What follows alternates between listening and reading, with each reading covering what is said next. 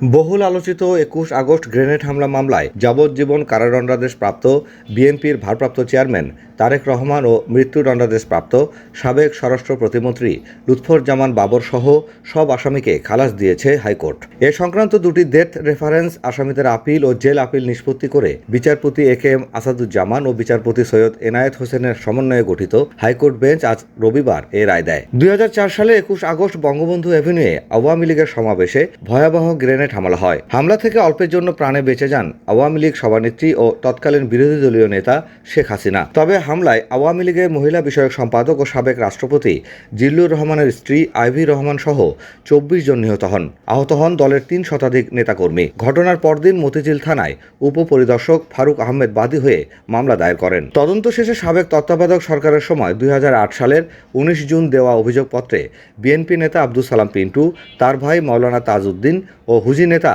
মুফতি আব্দুল হান্নান সহ ২২ জনকে আসামি করা হয়। ২০০৯ সালে আওয়ামী লীগ সরকার ক্ষমতায় আসার পর রাষ্ট্রপক্ষের আবেদনের প্রেক্ষিতে অধিকতর তদন্তের নির্দেশ দেয় আদালত। ২ বছর তদন্তের পর ২০১১ সালের ৩ জুলাই ৩০ জনকে আসামি করে সম্পূরক অভিযোগপত্র দাখিল করা হয়। এর ফলে এ মামলায় মোট আসামির সংখ্যা দাঁড়ায় ৫২ জনে।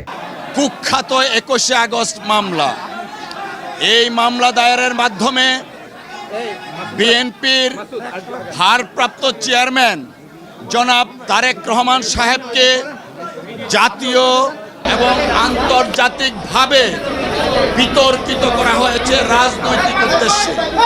আমরা শুরু থেকেই বলে আসছিলাম এই মামলা রাজনৈতিকহীন উদ্দেশ্যে মামলাটা দায়ের থেকে ট্রায়াল পর্যন্ত করেছে শেখ হাসিনা ওয়াজেদের ডিক্টেটে।